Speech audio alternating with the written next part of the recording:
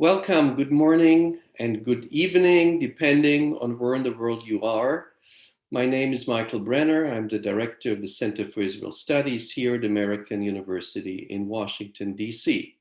We are proud to be actually the first such center in the United States, inaugurated by the late Shimon Peres in 1998. On behalf of the center and American University School of International Service, let me welcome you and also thank Kate Arian and Laura Cutler for their great support in setting this event up. If you're not yet on our list, please feel free to find out more about our activities by checking out the Center for Israel Studies website. The assassination of Prime Minister Yitzhak Rabin was a turning point in the peace process of the Middle East. And one of those events one actually never forgets where one was at the moment it happened. 25 years ago, I was a young assistant professor at Brandeis University, and actually very excited about an upcoming dinner with Yitzhak Rabin, who was supposed to come to speak at Brandeis in November of 1995. This visit never happened, and instead, his advisor Eitan Haber, who with tears in his eyes had announced his death and who himself just passed away this month, came and gave an emotional speech about the late Prime Minister. Today, we have three experts with us who will introduce the legacy of Yitzhak Rabin. Our moderator, who will introduce them, is my dear colleague, Professor Guy Ziv, from the School of International Services U.S. Foreign Policy Program, where he teaches U.S. foreign policy, the Middle East, and international negotiations. His current research focuses on foreign policy decision-making, the influence of think tanks in U.S. foreign policy, and the role of political elites in the Arab-Israeli conflict.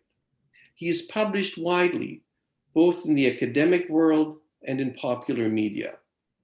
His book, Why Hawks Become Doves, Shimon Peres and Foreign Policy Change in Israel, helps us to better understand how political leaders in Israel often change paths from a hawkish to a more compromising policy in order to pursue peace.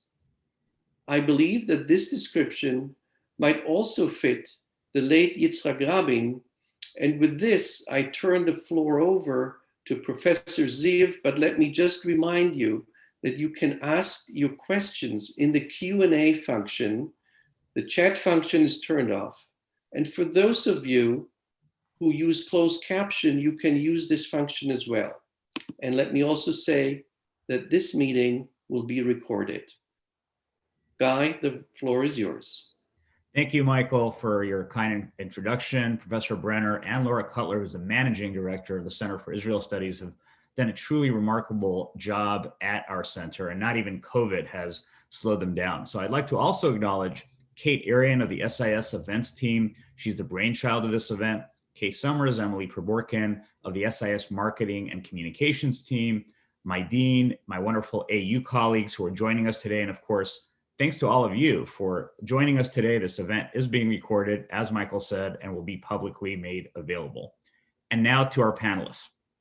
Unfortunately, Galia Rabin had to cancel her participation in this event, but I'm pleased to say that we've got a terrific lineup nonetheless.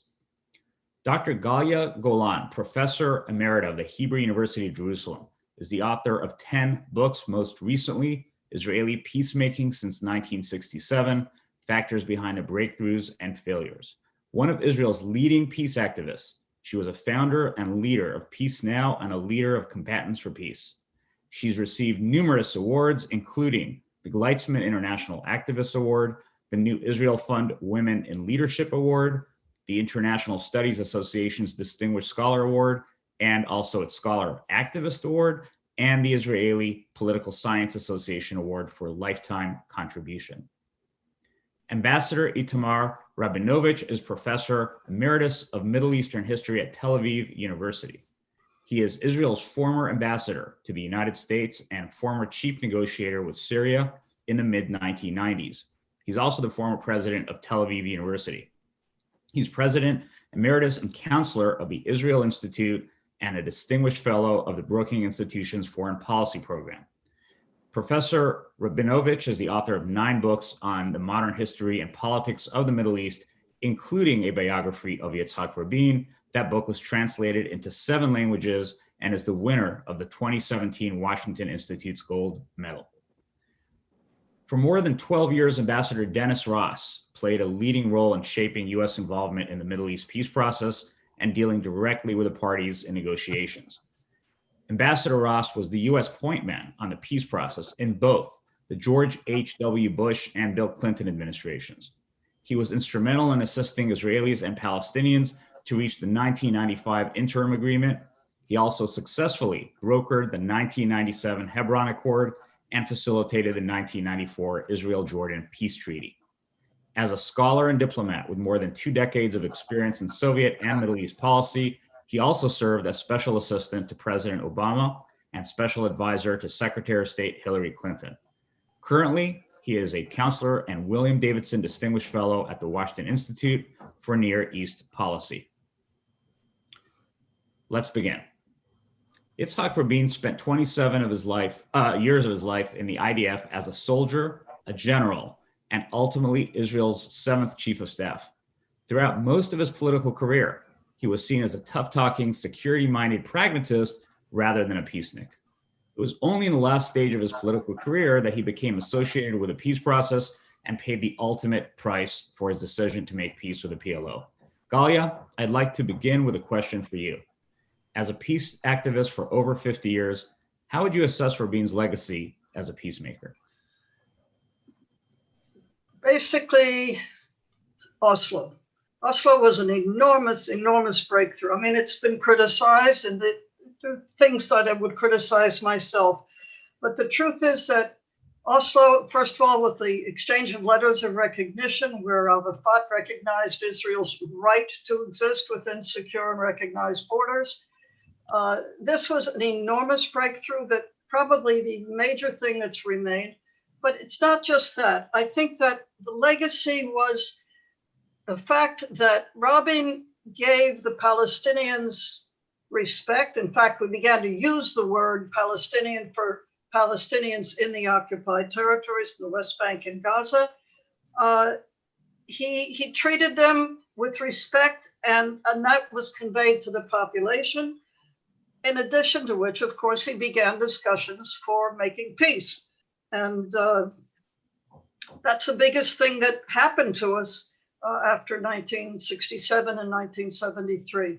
But also, in that same period, there were people-to-people encounters that they set up via the PLO and the Israeli Foreign Ministry, and exchanges and any number of things that I believe have lasted. I think also part of his legacy was the rhetoric, the way in which he explained what he was doing, the way in which he tried to bring the population along. And that legacy, I think, is here and alive. I don't think it can be undone. It was an enormous, enormous turnaround, something that maybe only he could have done at that time, but I don't think we can minimize it in any way, however much we might criticize the actual agreements of Oslo. Thank you. I'd like to actually turn now to Rabin's strong connection to the United States. This is a major theme of ours at the School of International Service. Rabin got to know this country well shortly after his retirement from the IDF, when he was appointed ambassador to this country.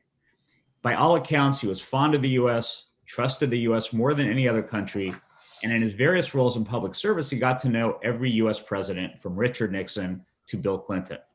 A question for our 2 diplomats. How would you define Rabin's legacy in terms of the oft-touted special relationship between Washington and Jerusalem? Ambassador Rabinovich, how about you take this one first? Yeah. As you said, the policy of the relationship from his perspective was based on a real love for America, what you would have called at the time the American way of life that he fell in love with when he was ambassador may no longer exist, but at the time he came back from Washington really fond of the American way of life. But earlier in the 1950s, as a senior officer in the IDF, his say, dispute with Shimon Peres began then. Shimon Peres believed in a European, French, German affiliation. Rabin always wanted Israel's major defense relationship, security relationship, to be with the United States.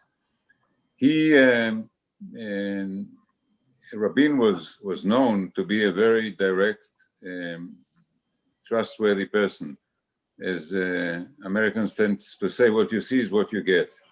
And that was the key to his excellent relationship with several American presidents, secretaries of state, and other American officials, because they always heard the truth from Rabin. Foreign politicians sometimes do not understand that it's better to say no to an American president than to say yes and then behave differently.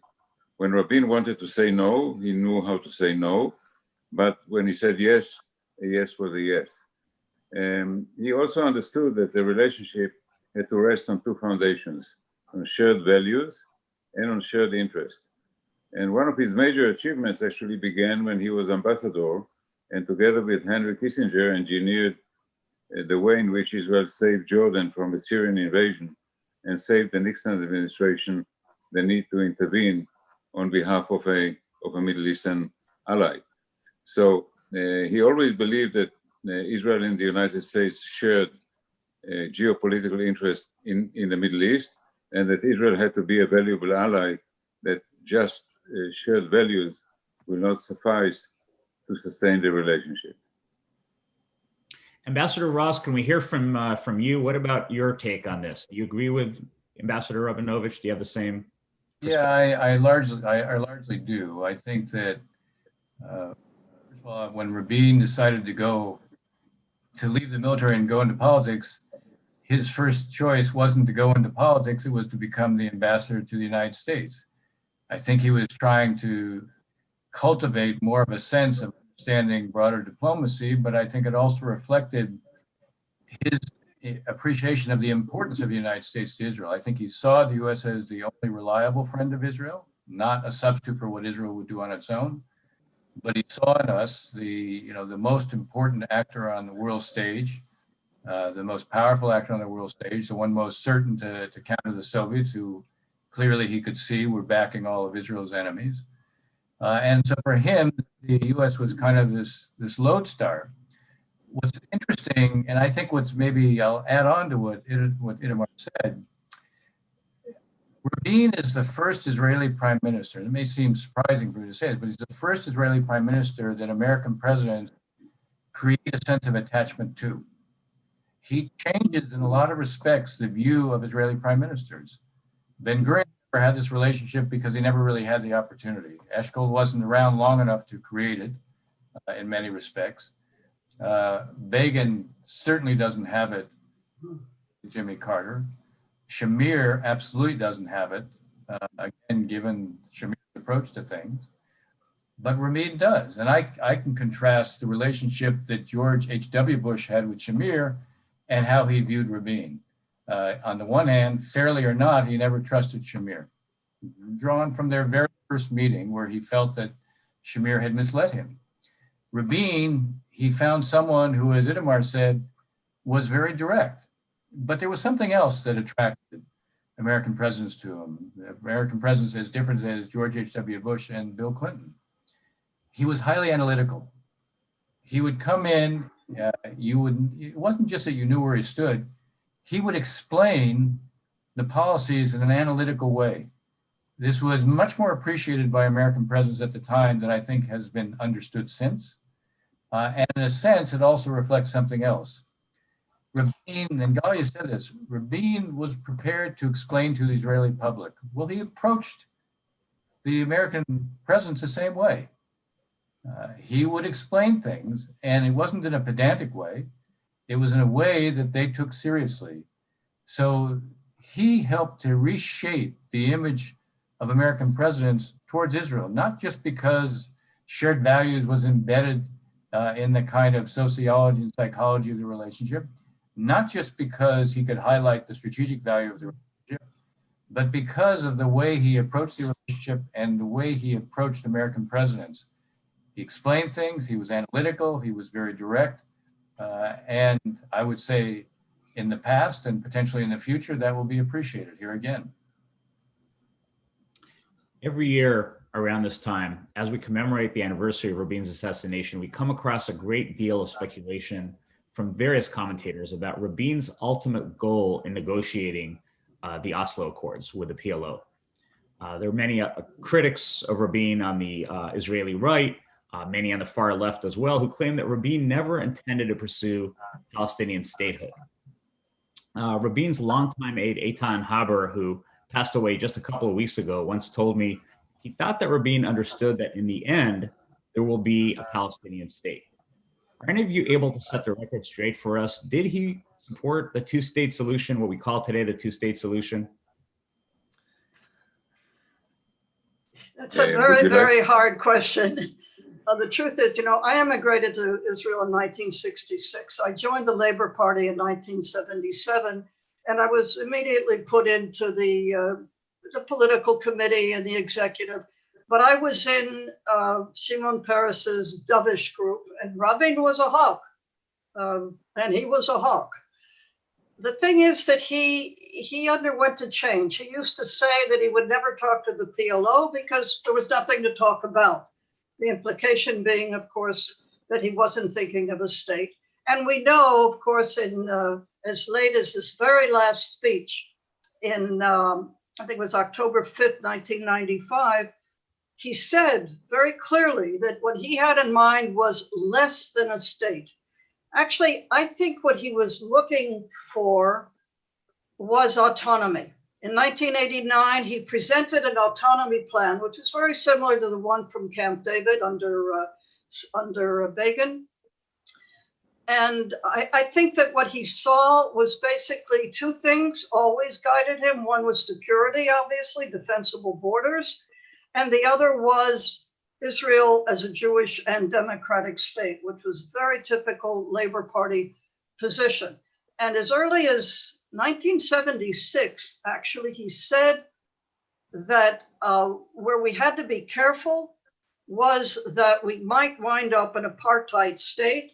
In other words, if we continued to hold the occupied territories, we would either lose our Jewish majority or we would lose our democracy and become something of an apartheid state. And he used the term. He was the very first one to use it. Whether or not he was heading for a state, he never said, as I mentioned, and is known, he said something less than a state. But it was pretty much understood, even during the Oslo period. Most people on both sides thought, and I think it was a mistake not to say it, but most thought that that's where he was headed, which is why there was so much opposition to him. Whether or not he would have gone all the way, remember, he underwent tremendous changes over the years. He was a hawk, and that's why I actually opposed him very strongly in the Labor Party. As a matter of fact, his hawkishness is one of the reasons I left the Labor Party. But he changed. In 1994, I went to the funeral of Al-Kabi, who had once been head of Israel military intelligence. And Rabin gave the eulogy in which he praised Harkabi's ability and readiness to change his mind. And as I was walking out, I commented to Shlomo Gazit, who was later also head of military intelligence. I said, he was talking about himself, Yitzhak Rabin. He changed, and he changed for a number of reasons. I think that they had a lot to do with what he said, is that he saw a window of opportunity. Soviet Union was basically no longer supporting the PLO. The PLO had been weakened by having supported Saddam Hussein in the Iraq War. He also saw, I think, the dangers of Islamism that was moving. And also there was evidence that he knew that the Iranians were working on a bomb. And I think what he wanted to do, and he said it, is he wanted to take Israel out of this whole very worrisome equation, to take the conflict out of this equation. But he also said, I think it was Eitan Haber once, that he was also concerned because of the Intifada and the Israeli public, because he saw in the Intifada, and particularly in the first Iraq War, worrisome signs about what he saw as the Israeli public no longer having the resilience that the public had had in 1948, the resilience to hang on as the conflict continued. These were all reasons, I think, that brought him to change. He saw a different reality, he saw a new world order, and he talked about these things and a window of opportunity. And he changed. And that was part of his greatness, I think, is that he was willing to change, and he could change and did. Dennis, Itamar, did he transform from this hawk to a dove? Would he have supported a Palestinian state? Let me chime in. Look, my answer would be yes. He was a pragmatist. You know, one of the things I've said about Rabin that also separates him, he is the only leader I ever dealt with who was intellectually honest and would admit when he was wrong. You couldn't move him. Itamar was saying, you know, when he knew how to say no, and you couldn't move him. If he had thought something through and he thought he was right, you had no possibility of moving him. But he was governed by the reality. And if the reality didn't accord with what his assumptions had been, he would tell you he was wrong and that you were right. Now, I had a private meeting with him in February of 1995, where he told me he was going to support now a separation barrier, a separation fence. And I asked why, and he said, look, it's obviously for security in a certain setting, but he said, that's not the reason. The real reason is we have to partition the land. If we don't partition the land, we'll lose our character. This is what Galia was talking about. He was preoccupied with the issue of preserving Israel's character as a Jewish democratic state. And his pragmatism would have led him to accept an outcome where there was two states. Now, would that have been demilitarized? Absolutely. Would he have wanted to treat the Jordan River as Israel's security border? Absolutely. Were there ways to reconcile that? Yes. I mean, you could have had long-term leases as an example.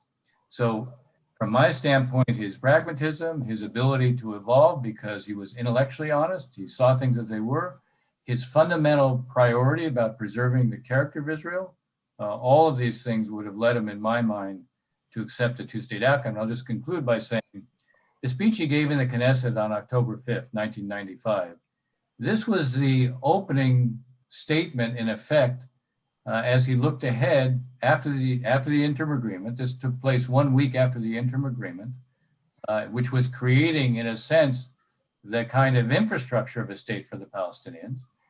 This was the opening of how he envisioned dealing with permanent status. Well, you don't start a permanent status negotiation by saying, here's the outcome. So what he did, what he laid out at that time was basically a kind of negotiating approach. So yes, I definitely think there would have been evolution if what it took to produce an agreement was that. Itamar? Yeah.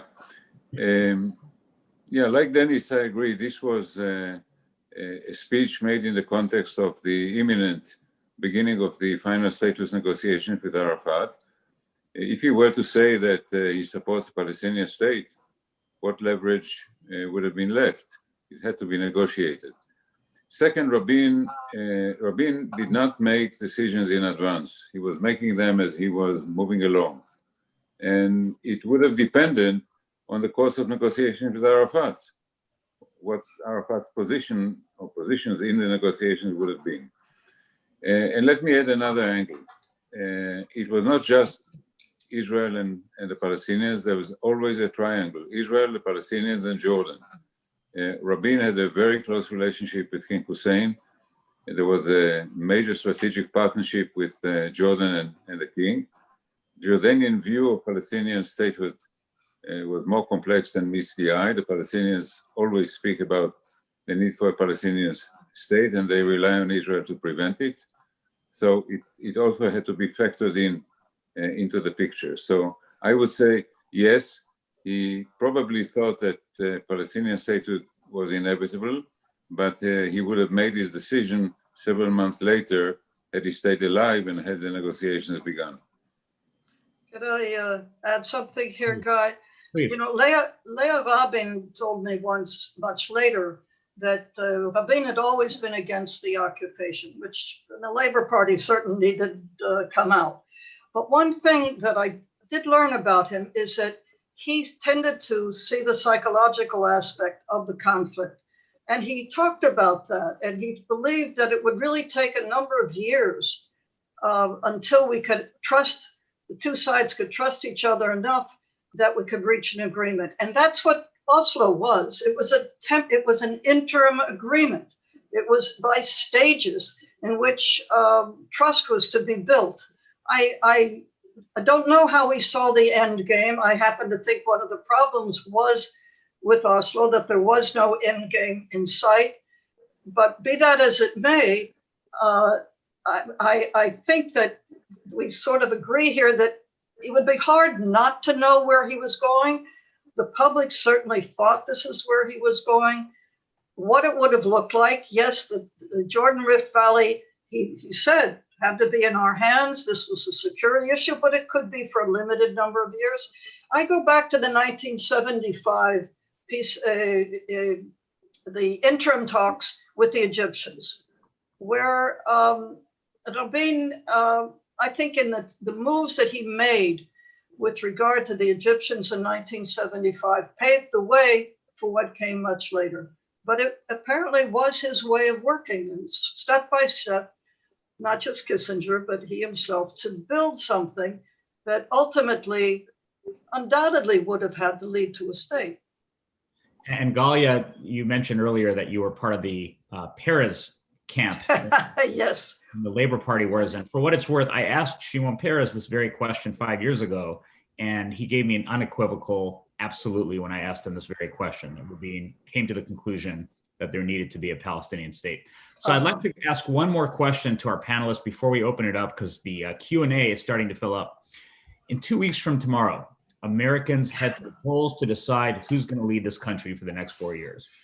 Regardless of whether Biden or Trump is reelected, what would each of you like to see the United States do in order to carry out Rabin's legacy with respect to Arab-Israeli peacemaking? So please speak to the kind of role you'd like to see the United States take in the coming years with respect to Arab-Israeli and Israeli-Palestinian peacemaking. Maybe we can start with you, Dennis. Sure. Look, I think the one thing we know is that when there's no diplomacy, there's a vacuum, and the vacuum always gets filled by the worst forces, number one. Number two, the idea that you can break the stalemate between Israelis and Palestinians right now by going and trying to resolve the whole conflict, I think, is an illusion. The psychological and substantive gaps are too great. Now, there has been a new development, and the new development is obviously the Uae and Bahrain agreements, and they're real. I mean, in the case of the UAE, this is going to actually be a warm peace. Not surprising. There never was a state of war. They never fought each other. And the UAE, sees itself as the most advanced of all the Arab economies, and they see in Israel one of the most advanced economies internationally. So there's a kind of natural bridge there. Before I go on, I want to make just one other aside. If anybody thinks that we would be where we are with the Arabs without Oslo, they're dreaming. It's not that there's a direct relationship, but it changed the psychology. If the Palestinians could be dealing directly with the Israelis, then it became much more thinkable for Arabs to begin to deal with them, even if they allow the Palestinians still to be defining what was possible. What's changing is they're no longer prepared to allow the Palestinians to define what is possible. And that leads me to what I would like to see us do. We will have other Arab states follow what the UAE and Bahrain did. The smaller ones will basically be more prepared to take one big leap. The bigger ones will do what the UAE did. The UAE basically built a relationship over the last 12 years. This breakthrough didn't just suddenly occur and they went from 0 to 100. They had a relationship, a quiet one that gradually became public starting in 2015 when they allowed Israel to establish a diplomatic office within the International Renewable Energy Agency in Abu Dhabi, not technically there to represent Israel to the UAE, but nonetheless, a real diplomatic presence. They then allowed more and more Israelis to appear publicly. There were, sports competitions, judo competitions. Israeli athletes participated in it. The Minister of Culture and State came. They were going to allow Israel to have their own pavilion as part of Expo 2020 before COVID. All of these things indicated incrementally they were moving towards normalization and it was becoming more public. We will see a similar model with the bigger Arab states. Now, why do I mention all this? When the UAE made the decision, the final decision to cross that threshold, they created linkage because they said, we'll do normalization, but for no annexation. Meaning in this case, normalization depended upon Israel not taking a step towards the Palestinians that they were going to take. Others can take a position that is more positive and say, look, for limited steps that we're prepared to take towards Israel in terms of public outreach, here is what we would like to see the Israelis do towards the Palestinians. This is a way you can change the realities on the ground. This is a way you can begin to change the psychology. This, I think, is a way to move forward, and it gives the Americans the ability to broker something. I think in the case of the Trump administration, they only want 100% or nothing, and that's not bigger Arab states. We know one thing about the Middle East: when it's all or nothing, it's always nothing. So here, there is a real opportunity for the U.S. to broker these understandings in a way that will break the stalemate between Israelis and Palestinians. And why is that important? Because even if the Palestinians are acting in a way right now that is leaving them behind and they're losing, the reality is they're not going anyplace. They will remain Israel's problem. Israel has a need to find a way to deal with them, even when the Palestinians seem so reluctant. Now, the Arabs can create, ironically, a bridge, not a bypass road. And that's the way I think we need to think about it. Itamar, maybe you can follow up with him. And I'm also curious, Itamar, if you agree with Dennis's assertion about Oslo that maybe helped pave the way to some of these agreements, because Oslo today in Israel seems to be very, very unpopular. That is correct. Oslo is a negative term in the Israeli public discourse. It is wrong. It is not just that Oslo paved the way. Oslo made, let's say, the normalization with the Emirates and Bahrain possible, because if the Palestinians complain, they can tell the Palestinians, and the Egyptians or the Jordanians do, you recognize Israel. Why can't we do that?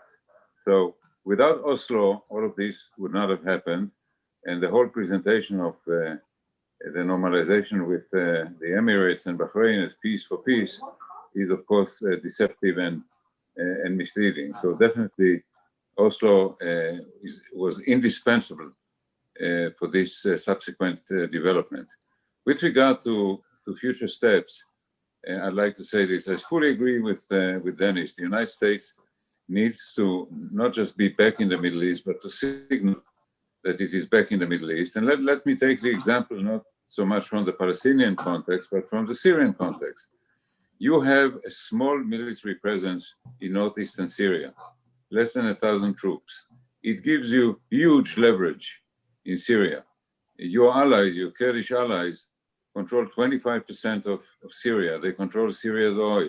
You have a place at the table. All of this for the presence of about 1,000 troops and with almost no losses. You need to overcome the trauma of the Iraq and Afghanistan wars and start behaving again as a superpower in the Middle East. And Middle Eastern countries, the Saudis, the Egyptians, everybody looks at the United States and wonders whether the United States is there and can be relied upon. So number one, you have to be back fully in the Middle East. Number two, the Palestinians need to be back in the game, and you have to help them. The Trump administration is plain hostile with regard to the Palestinians. This is a mistake.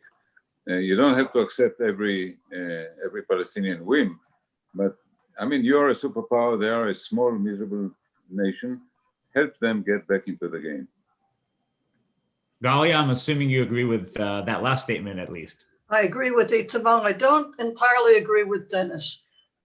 First of all, I think it's a very optimistic view of the relations with the Gulf states with the United Arab Emirates and Bahrain, and there probably will be more. And that's nice. I'm certainly happy that we have relations with more Arab states. But I think that it's a problem because we've, first of all, lost the leverage that the Arab Peace Initiative provided. That is to say, if Israel were to reach an agreement with the Palestinians based on 2 states and so forth, then we would have normal relations with the Arab world, end of conflict, and so on. That leverage is gone. Not that it helped very much in the past, but it was out there, and I think it was very important. I think where I would disagree probably, or Dennis will probably disagree with me, what I would like to see, first of all, I'd like to see a Biden victory for obvious reasons, and I agree with Itamar's comments entirely about what we'd like to see the United States do. However, I would like to see American pressure of the kind that we had on Rabin in 1975. It was not pressure that dropped Israel entirely, but it was the reassessment that Ford and Kissinger declared when there was trouble in the Israeli-Egyptian negotiations for partial Israeli withdrawal. But the truth of the matter is that pressure actually worked, but the resolution came with a few things. First of all, Rabin said, all right, drawing a line in the vast sands of the Sinai is not so important. What's important is the safety of populated areas in Israel. And that was his security outlook.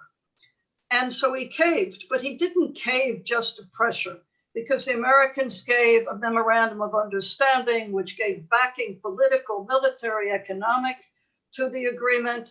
They said, okay, American peacekeepers will be in the area that's evacuated, not Egyptians. The Americans gave something at the same time that they brought pressure. They made it possible for Rabin to agree. But I do think that it was pressure, and I don't think we would have reached peace with Egypt without American pressure. Later, it came from President Carter. It's pressure accompanied. It's carrots and sticks, if you will. But I think that's what we need. We definitely need the Americans to be back in the Middle East, as Itamar pointed out. But we need them to mediate, to bring the Palestinians back to talks. Not by cutting off all aid and not by totally taking the Israeli position as Trump has done. But I'd like to see some kind of pressure that says to Israel, look, this is in your own best interest. Palestinians aren't going to go away. The core issue is the Palestinian issue, and get to it. How we can resolve it, then that's another question, whether we go for another interim period where the spoilers can do what they did the last time around in Oslo, or we try to tackle the whole thing. That all has to be worked out, but it will not happen if America simply parrots the right-wing Israeli position the way Trump has done. Thank you. And at this point, I'd like to turn it over to the Q&A session of our program, because there are a lot of questions that our audience is interested in hearing some answers about. And so I'm going to go to back to you, Galia. You mentioned spoilers, and yeah, I just co-edited a book on spoilers. And we have a question about a key factor here in Netanyahu's decision making, which is the settlers, and maybe one difference and one major difference between the Rabin era and today is that the settlers have grown in terms of their power, in terms of their influence. They're more emboldened today than they were 25, 30 years ago. And so what role do you see them playing in future peace talks?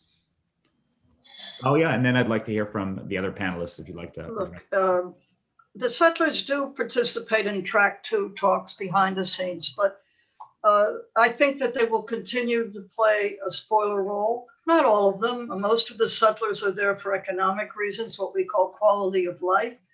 But nonetheless, there is a core group, and some say this core group will even fight. I don't know if it'll come to that, but they will certainly play a spoiling role. look, they were successful last time round. They defeated Oslo, not only through their demonstrations and so on, but the incitement that led ultimately to the assassination. I see the settlers, yes, as spoilers. However, a lot has happened since then. There's been a great deal of manipulation of the public and an incitement coming from right-wing government as such. I think Israeli fears, as a result of the second intifada, which was violent as distinct from the first intifada, I think Israeli fears amongst the public are much higher than they once were. And the public is much, much more in the center and center right than it ever was in the past. So it won't be easy. But on the other hand, I think, and some polls have indicated that if we get a leader, and we don't have one at the present, and we don't have one on the horizon, unfortunately, in a realistic sense, but if we get a leader who is interested and genuinely interested in making peace, meaning ending the occupation, finding a way via swaps, such as Barak had thought of, and the Arab Peace Initiative, swapping land to accommodate as many settlers as possible, having to evacuate smallest possible numbers. I think if there is an agreement, the Israeli public will go along with it. It's very difficult to know. My generation just wanted to see an end to the conflict.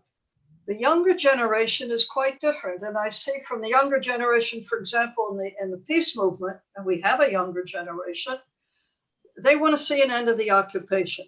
They see the moral side of it. That, by the way, is encouraging to me in terms of the Israeli public. But the Israeli public is not there. The peace camp is greatly, greatly diminished. There's no Labor Party left, just one member of Knesset holding out. Meretz, my own party, has been virtually destroyed. I don't know how we'll do in the next elections. So the situation is very different, but it's a question of a leader coming forth like Rabin, perhaps an ex-military person who sees that the only way that we're going to remain a democracy is distinct from an apartheid state and the only way we're going to avoid becoming a binational state is to see what Rabin saw, and I think Olmert saw. I think, by the way, Sharon saw it, and take the steps that are necessary. And I think that ultimately they'll be supported. That's a very optimistic view. Itamar, do you have some thoughts on how the settlers play a role here in future negotiations? Well, I've been looking at the latest polls in Israel that show that Naftali Bennett, who represents many of the settlers, is doing very well, surprisingly well. Right. Yeah. Right. His support is soft, but he is doing well. And if he's the alternative to Netanyahu, this is no great news for peacemaking in Israel. But I'd like to say the following.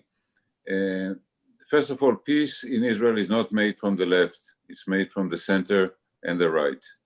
You need a strong, at least centrist leader that come to the conclusion that this needs to be done and will be able to marshal support behind him or her.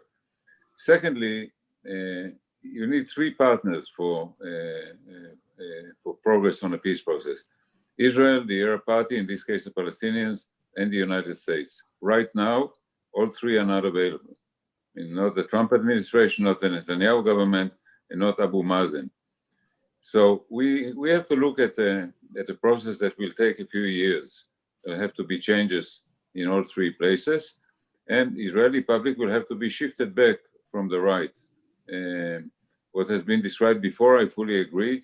Let's remember the Israeli public has been brainwashed by increasingly right-wing media with a strong government and right-wing influence in private and public media. But let me also add another element, Iran. I mean, part of the flight of the Israeli public to the right, or the shift to the right, has to do with fear. And the fear is not just another intifada or the Palestinians. The main or the most fearful, the most worrying actor in the arena is Iran. People are afraid of the Iranian nuclear, of the Iranian presence in Syria, and so forth and so forth. So dealing with the role of Iran in the Middle East, and I should add, increasingly I'm worried by the role of Erdogan and Turkey, which again is a negative role in the region. So when the United States comes back to putting together a strategy for moving forward in a peace settlement, it needs to think of the region. Dennis and I participated in the peace process of the 1990s. The Clinton administration had a regional view. Peace between Israel and Syria and the Palestinians had to be part of a larger restructuring of the politics of the region, and such a vision needs to be part of any new American policy in the coming years. Dennis, can we hear from you on this? We currently have an American ambassador to Israel, David Friedman, who's a strong supporter, an open supporter of the settlers. And now that obviously might change in next year, but what can you tell us about, from an American perspective, the settlers and how you kind of deal with them when they're objecting to territorial concessions? Well, first, look, they're obviously part of the Israeli political reality, but there's another part of the Israeli political reality, and I do think, though this issue is abstract, the most recent book I wrote was one that focused very heavily on the need for Israeli leadership to ensure that Israel wouldn't become a binational state. If the current path is one that's maintained, it will become a binational state. So the question is, what can Israeli leaders do? How can the U.S. be supportive of this to make a decision that fundamentally preserves separation as an option? My preferred option here is you stop building outside the settlement blocks, and that at least preserves separation as an option.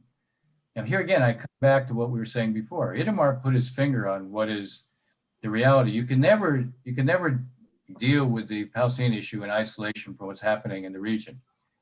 I still believe that Prime Minister Netanyahu's approach towards the Palestinians would have been different if President Obama had basically said to him, here's how I'm going to take care of the Iranian issue for you, but this is what I require from you on the Palestinians. Yep. But President Obama was never prepared to go that far on the Iranians. And in fact, it's not that we can debate the whole question of the JCPOA in a different forum, but the way it was pursued, so much of it was done behind the backs of Israel, meaning there was a back channel to the Iranians, and Israel was never informed of it. When I was still in the administration and was actually the first person to carry the message to Oman, one of my arguments was Israel will find out we're doing this. It's an illusion to think they won't find out we're doing it. And then they're going to feel a sense of deep betrayal because this is an existential issue to them. And unfortunately, I lost that argument. But my point is, there is and there needs to be a kind of understanding of what's happening in the region. I come back to what's happened with regard to the UAE. It's true, Galia, that the leverage the Palestinians have has declined greatly. But they bear responsibility for that too. The fact that suddenly you have not only the UAE doing this and Bahrain doing it, then you have Bandar bin Sultan do a 3-part series on where he exposes, in a sense, all the Palestinian mistakes, the rejection of all the opportunities. What it signals is the region isn't going to wait for the Palestinians any longer. And the instinct of the Palestinians is to say, okay, now we're going to align with Turkey and maybe Iran. That just will deepen the divide. What we need to be doing is focusing on how do we use those Arab states that are prepared to reach out to Israel also to deal with what both you and Itamar said about the Israeli body politic. The more it's seen that the Arab states are cooperating with Israel in the open as they deal with common threats, the more that will change the psychology within Israel politically about what's possible towards the Palestinians, especially if there's a kind of Arab outreach that also says, we're prepared to do more with you, but here are the kind of things we'd like to see you do towards the Palestinians. So that's why I say it can be a bridge, not a bypass road. And ultimately, they can create a cover for the Palestinians. The Palestinian narrative is so infused with a sense of grievance and victimhood and injustice that it's very hard for them to accept that they have to make concessions. So they're going to need a cover when they do this. And clearly, It's also not going to happen in the near term. This is not something that Abu Mazen is capable of doing. So, you know, there's going to be succession. There's going to be a new leadership. Succession periods are not characterized by moderation because there's a competition to see who can be more pure, not who can be more accommodating. But we have to take advantage of what is this new landscape and build on it. And I believe we can. Now, look, in a different way, Galia, I'm an optimist because you couldn't do what I've been doing for the last 30 years if I were. So I do think there is something we can build on. But there's also the realist in me says, all right, where can we do something? And let's not pursue an achievement, an objective that we know can't be achieved because that'll just deepen the cynicism and disbelief. Let's focus on what we can do. Let's build up, again, a sense of possibility. And I think there's a possibility. We have to be smart about how we take advantage of it. I want to pick up from where you left off and actually focus on the Palestinian question, because I've gotten several questions here that note that as of this morning, Saeb Erekat, the chief Palestinian negotiator, longtime Palestinian politician, is in critical care, critical condition in an Israeli hospital. And this kind of begs the question, what if?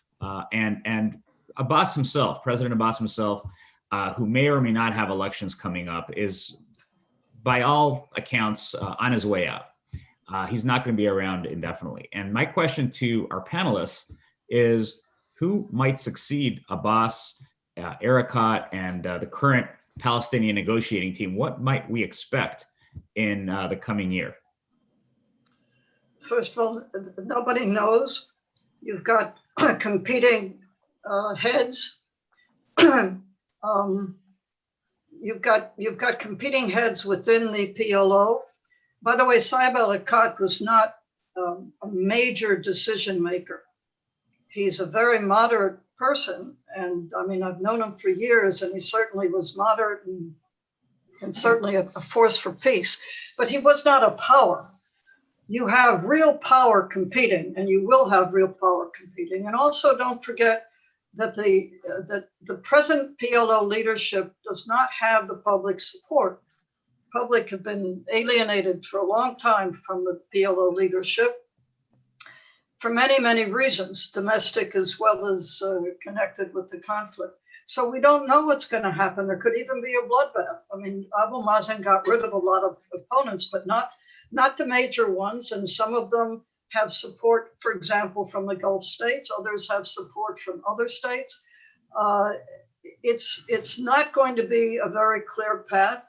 And I don't know anybody, and I follow the Palestinian issue pretty closely, I don't know anybody who's willing to guess what's going to happen, except that nobody expects Palestinian elections, but at some point Abu Mazen's going to go. I have a basic disagreement with some of the things that I've heard. I have heard this optimistic view of Dennis that by having these treaties with the Gulf states, we may be open to a certain amount of leverage that would actually favor the Palestinians if the Gulf states would push a bit. I don't think that's going to happen. I think the Gulf states need Israel more than Israel needs the Gulf states. I think we've lost something. I always supported regional involvement in our peace issue because it could give the region can give backing to the Palestinians for compromises that have to be made on Jerusalem. And the region could give Israel what it always sought, which was legitimacy in the region. Well, now these states have given that incentive, the legitimacy for Israel. I don't know how much is left there for the Palestinians, but the last thing I want to say, and I certainly have looked at this closely, I don't know how much more the Palestinians can do, because peace became possible in 1988 when they finally took a pragmatic position and said, okay, we can't destroy Israel. No one's going to help us destroy Israel. We'll go for two states. What they called a mini state in the West Bank and Gaza Strip, and the capital of Palestine and East Jerusalem. I don't know how much more they can compromise. There's some compromises on Jerusalem that I think that Abu Mazen was willing to make with Ehud Olmert. That's the closest we've come to an agreement. I don't really know how much more pragmatic the PLO can be. We have to have, I think we have to have an Israeli government that's willing to give up the occupied territories with the settlement blocks and taken care of in swaps and so forth. Their peace ideas, the Clinton parameters, which I think Dennis may have written, are fine. There is a basis there for a two-state solution. So Galia, just my last sentence, I think the Palestinian leadership, even today, is willing to go in that direction. We do not have an Israeli leadership willing to go in that direction, partially because the public isn't there yet. And I think the issue of fear is clear. The fear of Iran is clear, but a lot of that's been manipulation. Don't forget that. So I'm conscious of the time just because we only have 4 minutes left and we need to wrap it up in the next 4 minutes. Can we hear very quickly from our other panelists if you have something to say about the Palestinian leadership? And actually, maybe we can start with you, Itamar, because I'm going to kind of sneak in another question for you. Former Deputy IDF Chief Yair Golan, who's now in the Meretz Party, has claimed that the occupation is a greater danger to Israel than Iran. And so the person who asked this question wants to know, why has this message not resonated with the Israeli public? Because the Israeli public has shifted to the right, because Israelis have discovered, for good or bad, that one can live with the Palestinian issue unresolved. We've done that for a long time, and we have done pretty well. People forgot the Intifada. They look at the last 20 or so years, and they don't see it as a life-threatening threat or danger. So unfortunately, Israelis think that this can continue forever, and tragedies happen surprisingly. They don't happen in an anticipated way. Finally, let me say that perhaps the Israeli-Palestinian conflict is one of those conflicts like the Turkish-Greek conflict and the Cypriot conflict, where you do not legislate a clear-cut solution in a festive peace conference, but you lower the flames, you bring the conflict to a manageable level where both sides and the rest of the world can live with a reduced level of conflict. Dennis, is there any way we can keep this 30 seconds or less so we can wrap it up? It depends on what you're asking. You mean the future of the Palestinian leadership? As Galia said, nobody knows. You have different camps. And I could go through all the names of the different camps, but no one knows, and they don't know. The only thing I would say is this: the real issue is, will there be stability after Abu Mazen goes? Will there be stability or chaos? That's an important variable. I can debate that both ways too. My hunch tells me that the old Benjamin Franklin adage of we'll all hang together, we'll all hang separately if we don't hang together, that will probably help them manage or muddle through. But I don't think it's going to be a simple process. And I have I'll just say, one of those Palestinians who I think is in competition said to me, he didn't think it was wise to be the first one to succeed Abu Mazen because there's no way the first one's going to succeed. So I think we have to take a longer view towards this. And I'll just close again by saying we have to do what's possible, not throw up our hands and give up and say nothing can be done. We have to do what's possible. Again, one thing, I'll just say this to Galia, you can't stop what's happening between the Arabs and the Israelis. That's a reality. They're defining this based on their interests, and they're no longer afraid of the Palestinians being able to arouse opposition against them. Yeah. So the issue isn't whether that's a good thing or a bad thing. I think it's a good thing, but the truth is it's going to happen anyway. So it's going to happen anyway. How do you take advantage of that? And I think that's a great way to end. I agree with that. Thank you so much. I'd like to thank our distinguished panelists for a very thought-provoking discussion on Rabin's legacy, on the U.S.-Israel relationship. We've covered quite a bit of ground. in this last hour. And I'd like to also again thank SIS and AU Center for Israel Studies for co-sponsoring this event. And many thanks to each and every one of you for taking time out of your Monday from wherever you happen to be to join us for this special event.